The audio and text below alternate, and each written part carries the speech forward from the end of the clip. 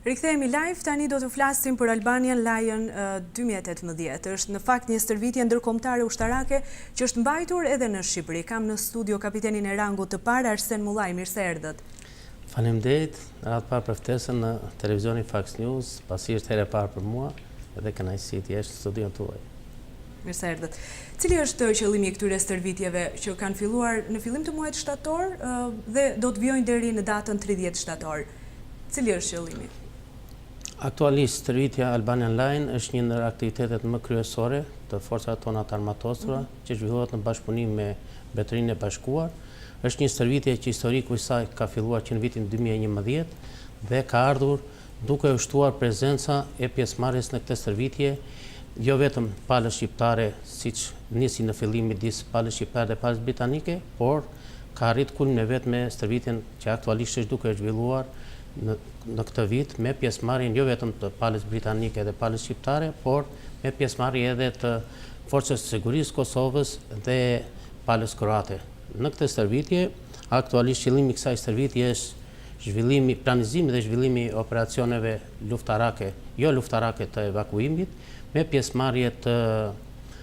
anijeve amfibe zbarkuese, me pjesëmarrje të helikopterëve, si dhe me element forca speciale për veptari në tokë. Në të njëjtën kohë është bërë dhe trajnimi përbashkët të zhytësave kroat, shqiptar dhe britanik për operacionet e gjetjes dhe nxjerrjes nga uji të objekteve, domethënë në ujë. Kjo është një stërvitje që aktualisht marrin pjesë rreth 1200 trupa, pra bëhet fjalë për pjesën e Mbretërisë Bashkuar dhe trupa, domethënë 36 forca sigurisë Kosovës dhe pjesa tjetër 6 zhytësa kroat dhe pjesa tjetër që është forcat armatosura shqiptare, forcat kryesore, detare, tokësore, ajrore, si dhe elementët mbështetës që janë në këtë stërvitje. Çfarë do thotë ndërhyrje jo ushtarake? Kur mund të hyjnë këto stërvitje në punë në Shqipëri, për shembull, nëse i referohemi një rasti? Aktualisht, këto janë operacionet të mirëfillta, ne i themi operacionet të mirëfillta jo luftarake evakuese,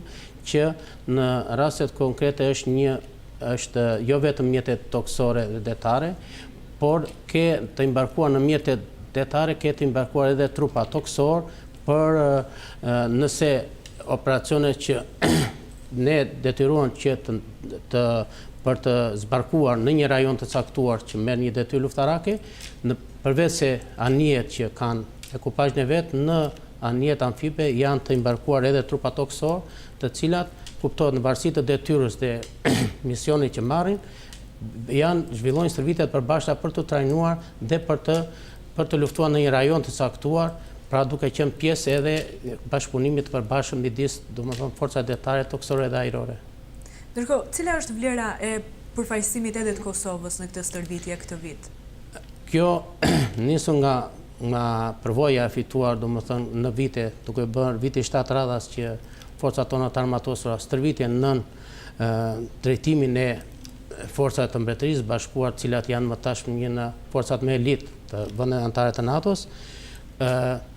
është u diskutuar që me fillimin e planizimit të kësaj stërvitje në vitin 2017, që kjo stërvitje të zgjerohet edhe me pjesëmarrjen e forcave të sigurisë Kosovës edhe palës kroate. Forcat e sigurisë Kosovës tashmë kanë dhe ato fituar një përvojën e vet me pjesëmarrjen në stërvitje dhe fakti që ato janë aktualisht pjesë e stërvitjes tonë, kanë treguar një performancë të jashtëzakonshme si në njohjen dhe zbatimin e procedurave për operacionet të përbashkëta, por njëkohësisht edhe elementet të cilat i shërbejnë ndërveprueshmërisë në midis forcave në një operacion të përbashkët. Dhe kjo për herë të parë në këtë stërvitje, pra siç ju jeni djeni, kanë qenë edhe forcat e sigurisë Kosovës, po kështu edhe zhytësat kroat, domethënë që janë trajnuar në drejtimin e palës britanike. Qartë. Cilat baza janë përdorur në Shqipëri për këto stërvitje të përbashkëta? Aktualisht stërvitja ka pat një shtrirje të gjerë, duke filluar nga baza detare Porto Palermos, baza detare Pashalimanit, baza detare Kepit Palit, kemi qenë njësia, të themi, reparti ushtarak në Zallher dhe poligoni kuptohet kombëtar, domethënë që është në Biz, ka pat një shtrirje pra të gjithë këto njësi dhe reparte të forcave tona të armatosura, ku kuptohet ka pat fazat e veta stërvitore ku janë trajnuar elemente veçantë në secilin nga këto vendbazime apo njësi dhe reparte ku janë zhvilluar trajnimet. Qartë, ndërkohë stërvitja do të përfundojë në datë 30 shtator? Stërvitja, pra, sipas planit është përfundimi i saj është në datën 30 shtator dhe në interes të kësaj pa u zhvillua dhe ajo demonstrimi ditën e vizitorëve të shquar, domethënë datë 24 në sheshin në Tereza. Ndërkohë, menjëherë pas përfundimit të kësaj stërvitje, a ka një plan konkret për pjesëmarrje në një mision apo përfundon këtu kjo pjesë? Pjesë e kësaj stërvitje ka qenë edhe ndihma, si thonë, edhe nga pala britanike në interes të përgatitjes, vlerësimit dhe certifikimit të grup batalionit të këmbësorisë së lehtë të palës shqiptare, i cili aktualisht në këto ditë që ne aktualisht po flasim, po kryen vlerësimin dhe certifikimin për të qenë të gatshëm për të dislokuar në një operacion të përbashkët të NATO-s, pra ku tjetë e nevojshme në çfarë do situatë që të krijohet. Dhe me përfundimin e kësaj stërvitje, ideja është pra nisu nga përvoja përfituar nga forcat tona të armatosura, po edhe përkushtimi dhe standardet e përdorura, që vitin që vjen kjo stërvitje të zgjerohet edhe me pjesëmarrjen e vendet e tjera të rajonit, domethënë në këtë stërvitje për të zhvilluar në Shqipëri, po në vitin 2019 me palën britanike. Qartë. Ndërkohë, demonstrimi në Tiranë është ajo që ka ngjallur debat paktën në rrjetet sociale. Pikërisht për këtë unë dua të lexoj një pyetje që vjen nga publiku, është drejtani ekonomi që thotë pse Dreqi nuk i bëni manovrat në fusha e Kodra, por në mes të Tiranës, duke e bërë çorap qytetin. E kam cituar. Është kuptohet publiku, domethënë jetë një pyetje janë më se të drejta. Duket se është krijuar kaos. Fakti që ne zgjodhëm në sheshin Nën Tereza për një demonstrim që ne quajmë, domethënë një demonstrim të gjithë atyre veprime në mënyrë të përmbledhur, të gjithë atyre veprime taktike që ne zhvillojmë gjatë kësaj faze 3 javore në stërvitje të përbashkëta, ne zgjodhëm sheshin Nën Tereza, pasi aty afroheshin edhe mundësitë më konkrete për të treguar jo vetëm forcat tona të armatosur, por edhe publiku shqiptar realisht kapacitetet por dhe si ndërveprojnë së bashku forcat aleate në një operacion të përbashkët. Duke qenë që ndërtesa e Universitetit Nën Tereza afronte edhe mundësinë për të zhvilluar operacione që ne quajmë në kushtet e stërvitjes malore, pra kapja një objekti, zbritje në ndërtesa apo në bashkëpunim me helikopterin. Po ndjekim dhe pamjet e demonstrimit në këto momente që ju flisni, janë të marrë dhe ditën e kjo djeshme. zgjedhja e sheshin Nën Tereza ishte jo vetëm një aspekt për të treguar, domethënë, gjitha veprimet që ne kemi zhvilluar në këto 3 javë, domethënë operacionet përbashkëta me forcat detare, tokësore dhe ajrore, por edhe për të bërë prezente publiku edhe kapacitetet realisht luftarake, ndoshta edhe jo vetëm të palës shqiptare për cilat kanë qenë prezent dhe më parë, por edhe të Kosovës, ishin forcat sigurisë Kosovës për herë parë, por kuptohet edhe një nga ushtrit me elitë të botës si që janë në Mbretëri e Bashkuar, pra për të parë realisht publiku, domethënë që se kapacitetet luftarake, por edhe veprimtarinë, domethënë dhe ndërbërpërshmërinë ndërmjet forcave në një operacion të përbashkët. Qartë. Ndërkohë ka një pyetje tjetër. A dallojnë forcat e armatosura shqiptare nga aleatët e NATO-s? Çfarë mund të thënë? Unë mund të them me bindje të plotë që tashmë forcat tona të armatosura kanë fituar atë përvojën e dur, eksperiencën, por edhe njohin të gjitha procedurat standardet NATO-s, jo vetëm nëpërmjet trajnimit dhe stërvitjeve të përbashkëta që ne kemi marrë pjesë brenda dhe jashtë vendit, por edhe fakti që forcat tona sot të armatosura janë prezente në shumë operacione dhe misione jashtë vendit. Dhe kjo ka bërë që tashmë ato kanë të gjitha aftësitë dhe përvojën e nevojshme për të përballur dhe për të përfaqësuar me dinjitet edhe në aktivitete përbashkëta, siç ishte në rastin konkret me një nga ushtrit me elite të vendeve anëtar të NATO, siç është Mbretëria e Bashkuar. Qartë. Cilat mund të përmendim disa nga kontributet e forcave tona të armatosura në misionet e NATO-s apo? Aktualisht forcat tona të armatosura sot janë prezent me 212 ushtarak në gjithë operacionet jashtë vendit, duke filluar nga Afganistani, jemi në Kosovë, jemi në Mali, kemi në Letoni në kuadrin e battle group në 4 grup batalione që NATO ka dislokuar në 3 vende baltike dhe në Poloni, në kuadrin e gjithë vendeve që kufizohen me Rusin, pra kërcënimit rus. Jemi sot prezent në detin e Gje, që është me një anije, tash po bëhen 2 vjet që forcat detare janë prezent në mision për parandalimin e krizës së migrantëve në detin e Gje, dhe ky është një kontribut realisht që do vijojë edhe në vitet e ardhshme, po në të njëjtën shkallë për forcat tona të armatosura. Ndërkohë, në misionet kundër terrorizmit, çfarë mund të themi për forcat shqiptare? Sa të pranishme janë dhe sa janë përfshirë në këto misione? Kjo në operacionet kundër terrorizmi, le të flasim që forcat tona të armatosura kanë qenë prezent që në fillimin në operacionin e lirisë Irakut, kanë qenë të parat pas aleatit ton Shtetet Bashkuara të Amerikës, dhe po kështu sot në vijim kanë qenë prezent në Afganistan që po përsëri quhen operacione përsëri të rrezikshme, nisur në kushtet e fillimit të situatës në Afganistan, po dhe sot përsëri që janë në rolin edhe të trajnuesve, përsëri quhen operacione po të quhen me një shkallë rrisku të lartë dhe kudo që të jetë e nevojshme, domethënë forcat tona të armatosura do të jenë prezent, domethënë ne kemi përsëri njësitë tona që forca speciale të cilat kanë aftësi dhe trajnimin e duhur për të ballafaquar dhe për të qenë prezent për të dislokuar në çdo nevojë apo që do ketë nga aleanca. Zoti Mullai, forcat tona të armatosura janë përfshirë në misione të ndryshme me aleatët, thoni, ndërkohë janë marrë ndihmë edhe nga NATO, mbështetje sigurisht nga Shqipëria. A është e mjaftueshme ndihma dhe mbështetja që jep shteti shqiptar forcave të armatosura? Kuptohet që apo ka nevojë për ndërhyrje? Ne vetvete Ministria e Mbrojtjes ka planet e modernizimit për forcat tona të armatosura dhe të cilat do implementohen fazë pas faze dhe brenda kuptohet asnjëherë nuk mund të quhet që është plotësisht e plotësuar ajo mbështetja pasi kërkesat dhe nevojat janë gjithnjë në rritje,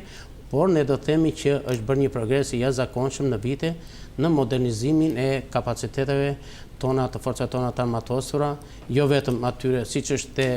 rasti që ne po flasim aktualisht, vlerësimi certifikimi i grup batalionit të Këmbësorisë së Lehtë, është një nga objektivat kryesor të forcat të armatosura në kuadër të angazhimeve që kemi në NATO dhe kjo tregon më së miri domethënë që vëmendjen kryesore që është përqendruar domethënë për forcat tona të armatosura. E njëjta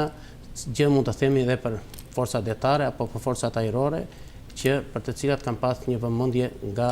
kuptohet në forca ajrore me sistemin e vëzhgimit të hapësirës ajrore që për herë të parë pra Shqipëria tashmë me kompaninë amerikane do ketë sistemin e vetë të vëzhgimit të hapësirës ajrore, po kështu dhe për forcat detare kuptohet me anijet që ne kemi sot, ku jemi edhe prezent në mision jashtë vendin detin e Egjet, tregon më së miri që pra vëmendja ka qenë maksimale domethënë për modernizimin e kapacitetit të forcave tona të armatosura. Ndërkohë, Ministria e Mbrojtjes Olta Xhaxha ka paralajmëruar se do të marrim kryesinë e Qendrës për Siguri dhe Koordinim. Çfarë do të thënë? Kjo është një qendër që Shqipëria për herë të parë merr drejtimin e kësaj nga viti 2019 dhe kjo është fal dhe kontributeve të vazhdueshme të palës shqiptare. Ne kemi pasur përfaqësuesit tanë në këtë qendër që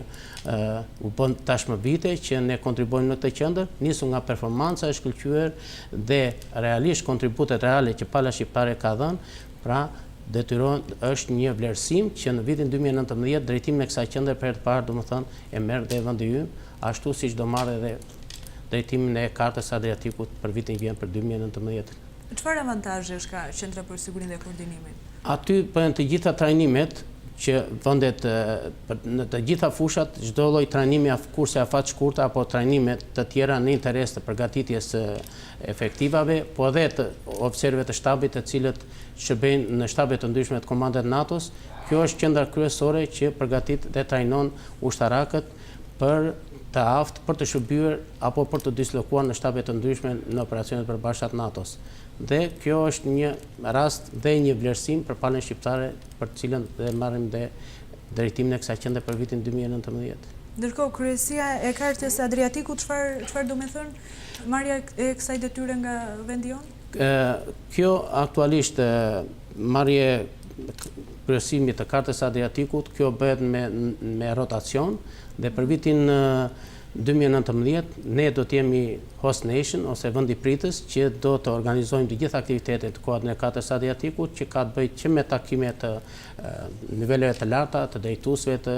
shefave të shtabit të vendeve të kartës Adriatikut dhe do të konkludojmë me organizimin e një stërvitje të përbashkët pra që mund të jetë subjekt ndoshta një emergjencë civile me të gjithë vendet pjesëmarrëse për të cilat pala shqiptare kuptohet do ketë rolin e vendit pritës dhe organizator për aktivitetet kuadrit të APS-s. Rol pritës dhe organizator, për te i kësaj avantazhet forcat tona çfarë do të kenë si në rastin e Qendrës për Siguri dhe Koordinim? Kjo është të gjitha aktivitetet do organizohen në Tiranë, duke filluar nga po marr rastin të një stërvitje si organizohet të gjitha konferencat planizuese, por edhe stërvitje reale që do zhvillohet në interes të kartës Adriatikut, për të gjitha detyrimet, të gjitha aktivitetet do zhvillohen në Tiranë, edhe kjo fal edhe përvojës edhe eksperiencët tashmë të fituar nga forcat tona të armatosura në drejtimin e aktiviteteve të kësaj natyre, domethënë që këto kanë qenë prezent pothuajse edhe në të shkuarën. Ndërkohë, duhet flasim shkurtimisht dhe për misionet më të rëndësishme ku marrin pjesë forcat e armatosura shqiptare. Cilat mund të jenë disa 2-3 nga misionet që ju i veçoni? Aktualisht kuptohet misionet jashtë vendit, kuptohet fokusi kryesor për forcat tona të armatosura mbetet Afganistani, ku ne kemi dhe prezencë më të madhe sot me ushtarak, 137 ushtarak. Do të vijoj prezenca po përsëri në Mali, ne kemi aktualisht 4 specialistë për EOD, domethënë për shpërtimin e municione, gjetjen dhe shpërtimin e municioneve. Do të vijoj misioni përsi në Kosovë, pasi ishte vetë interesi jonë kombëtar në Kosovë, në KFOR, dhe kuptohet vëmendja përsi do jetë një ndër detyrat kryesore, domethënë misionet veçantë të NATO-s që është për parandalimin e krizës së migrantëve në detin e Egej, që për cilën Shqipëria tashmë 2 vjet do të vijojë përsi kontributin edhe vitin e ardhshëm.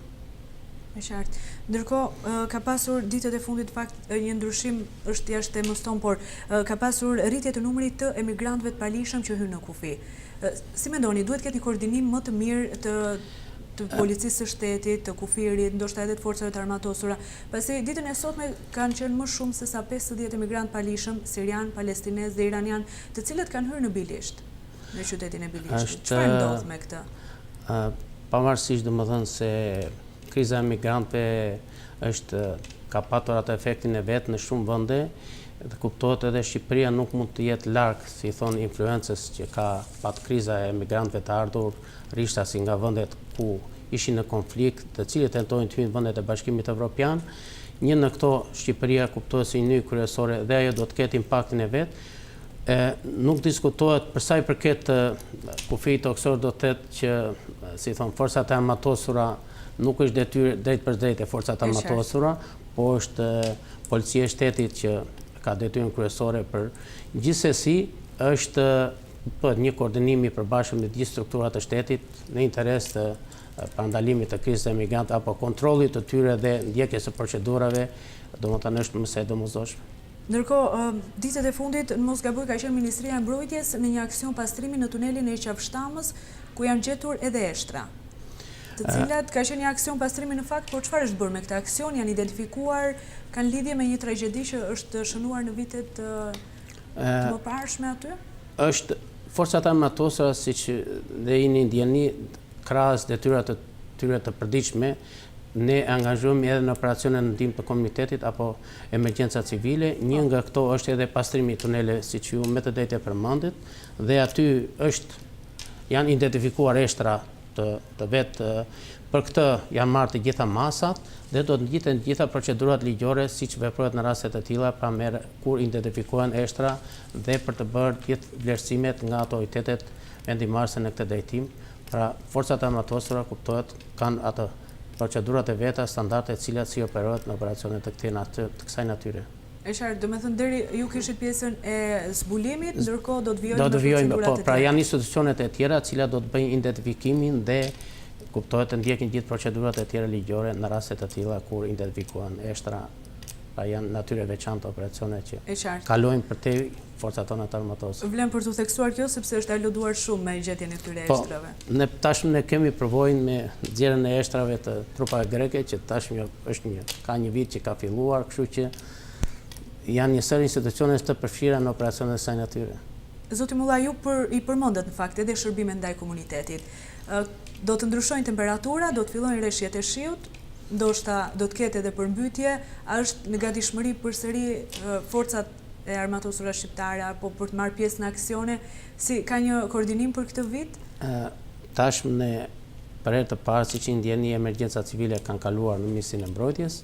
dhe fakti që vitin e kaluar angazhimi i forcat armatosura ishte shumë i suksesshëm, tregoj qartë që ne kemi krijuar ato kapacitetet tona të mirëfillta për të përballur në rast të emergjencave civile, po kështu edhe njerëzit të trajnuar dhe të gatshëm për të vepruar në çdo lloj situate. Aktualisht ne kemi zhvuar edhe stërvitje,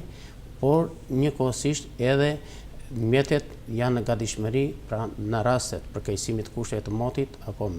dëbora apo kuptohet përmbytjet të cilat janë për tashmë një të përvitshme në vendin tonë, ne jemi të gatshëm për të angazhuar në çdo rast dhe në çdo situatë kur të nevojitet. Ndërkohë ka një tjetër pyetje nga rrjetet sociale, a mendoni se është kompetencë e forcave të armatosura të ndërtojë uran në përfshatra të ndryshme të Shqipërisë? Është pjesë e operacioneve në ndihmë të komunitetit, pra ndihmës si forcat armatosura sot nuk janë vetëm pra të fokusuar në veptarinë e tyre të përditshme, kuptohet që janë stërvitja trajnimi në interes të mbrojtjes së integritetit toksor, detar dhe ajror, por edhe të ndihmës që janë të vazhdueshme në ndihmë të komunitetit, ashtu siç janë operacionet për pastrimet të ndryshme të lumenjve, operacionet për pikjen e zjarreve apo edhe për ndërtimin e urave, domethënë që është thjesht në ndihmë të komunitetit, pra që për të ardhur në ndihmë pra gjithë atyre fshatrave të cilët mund të jenë të izoluar apo e kanë të nevojshme, domethënë komunikimin edhe me pjesa tjetër të. Kapiten Mullai, faleminderit për këtë bisedë. Ishte kënaqësi, faleminderit. Të nderuar teleshikues, kemi diskutuar kështu për Albanian Lion 2018, ishte një stërvitje ndërkombëtare ushtarake e mbajtur në Tiranë, po ashtu edhe për misionet e tjera që do të marrë pjesë forcat e armatosura shqiptare. Ju falenderoj për vëmendjen.